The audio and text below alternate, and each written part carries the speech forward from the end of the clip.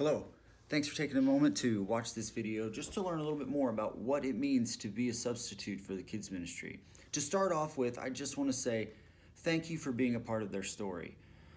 No matter how often you volunteer, no matter how often you substitute in a class, it only takes a moment, a sentence, or just a hug, or something very small, seemingly very small, to make a huge difference in the lives of kids.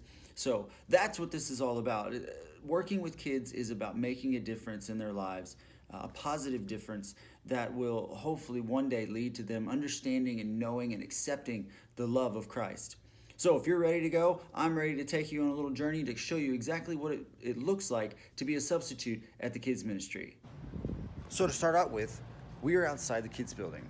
These are the doors that you'll come into in order to begin your day as a substitute teacher. And then we'll come to the stairs of the kids ministry. If you're going to teach the 9:30 small group hour, if you could be here from 9:15 to 9:20, that would be perfect. It'll give you time to collect all of your activity sheets, find any supplies that you might need, ask me any questions you might have at the end.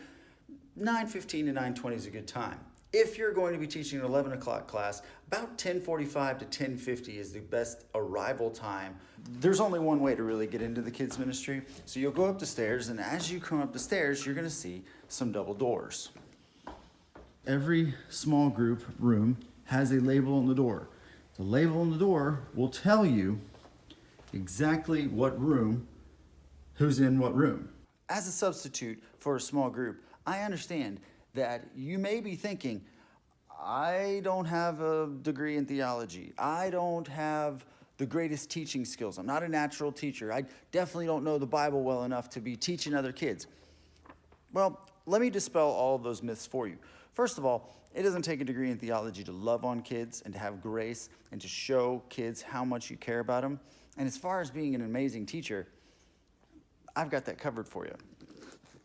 This is the script. You will have the opportunity to use this script in one of these classrooms.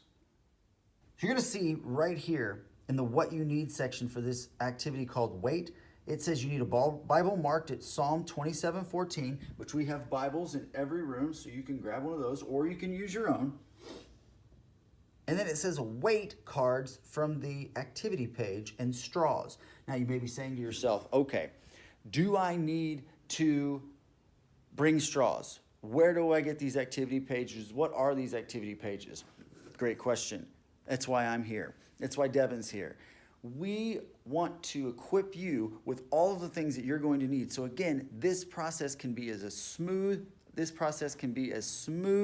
and wonderful for you as it is for the kids. So if you need straws, I'll have straws for you. If you need activity pages, I'll have those already printed off. All you have to do is when you get ready for the lesson, you can say, Seth, I need some activity pages and I need the straws for the Wait activity. I'll say no problem and I'll have it for you. Activity pages and supplies, where are they going to be located? Great question. Right here in the office is where all of the activity pages and lessons and supplies are located. So here in this rack, you see that everything is labeled kindergarten boys, first grade boys, second grade boys. When you open it up, you can see here's our list of attendance that you can take, super easy. Here's activity sheets for Follow My Lead game. All of those will be in there ready to go for you. Over here are green buckets. Inside these green buckets, we have all of the supplies that you need for your activities. You come in here, you grab it, take what you need. Now, if you have let us know before that you're going to need the straws and you're going to need activity sheets, then we will have a card just like these that have your name on it. You just simply grab the basket and take it with you to your room. It's just that simple. There's also always coffee going to be ready and made. So in case when you get up here you're a little bit sleepy-eyed or just a little bit slow moving, you can always pour yourself a cup of good coffee and you'll be ready to rock and roll. This script is fantastic. It gives you activity ideas, it gives you talking points. Along with the talking points, you have videos. Now this video is about five minutes long or so, and it'll retell the story of whatever it is that we've been talking about every Sunday. So each classroom is equipped with a DVD player and a TV for the ability to watch these supplemental videos that you can use if you'd like to, but you're definitely not required to. But it is a good idea to go ahead and help you to tell the story or to reteach the story to these kids and to reteach the theme that we're dealing with each Sunday. So all you have to do is on your remote, you make sure that that arrow down there that you can see moving around, the gray one is on the right, that'll move it forward to the next slide. It'll stay on these current slides as long as you don't push the button. When you push the button, it'll move on. This is our current theme for this month. It'll move on to the next thing. Now, typically the next thing is the first part of the story. Oh, hello! It's me, Caroline. I'm getting ready to go on a long road trip.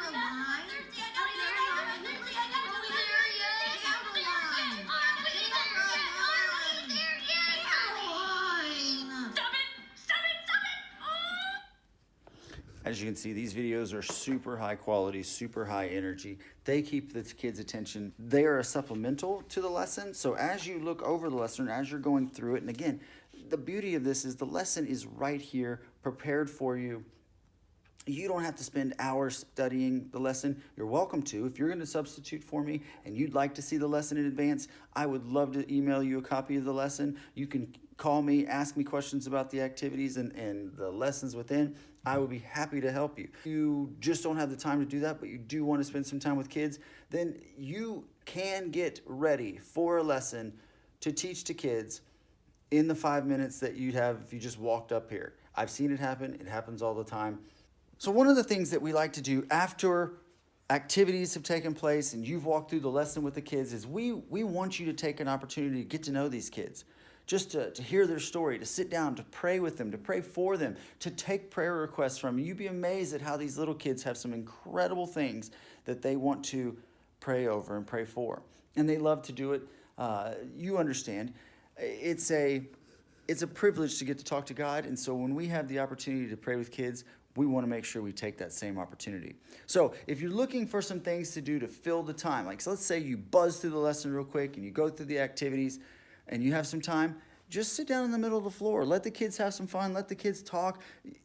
If you want to, every room is equipped with some type of activity. You can let them play. And as long as they're not killing each other and they're having a good time for the last 5 to 10 minutes of class, that's okay. Because they remember at that point that they had a great time and they want to make sure they get a chance to come back and do that again. You have from about 9:45 until 10:45, so about 1 hour on the dot.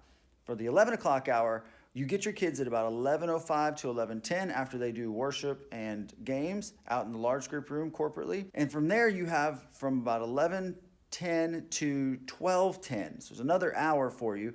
And then at 12:10, what is going to happen is you're going to have kids invade your room. The kids from large group are going to join you in your small group room. Now, I know that sounds a little nerve-wracking, but let me explain why that happened. So starting at about 12:10 to 12:15, parents start arriving up these stairs back there that we brought you to and through those doors.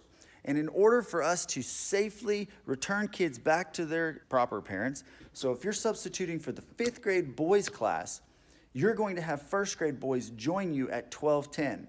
And you just let them play, let them have a good time, make sure they stay safe, but stay by the door so that when parents come in, they'll give you their pickup tag and you will give them their child and take the child's tag. Each tag matches numerically to the kid's tag. So a parent tag doesn't have a kid's name on it, it only has a number. And that number matches every kid's tag. If you have a situation where either the kid has lost their tag or the parent doesn't have their tag, that's when you contact me or Devin Neesmith and we will get it sorted out for you. So I hope that answers all of your questions. If it doesn't, please, please, please send me an email, seth@magnoliasfirst.org, or shoot me a text, give me a call at 713-377-2910. I'd love to talk to you. I'd love to answer any other questions you might have, to bring you up here in the kids area for a walkthrough, whatever would make you most comfortable. But most of all, I just want to thank you for taking a moment to consider serving our kids and becoming a part of their faith journey.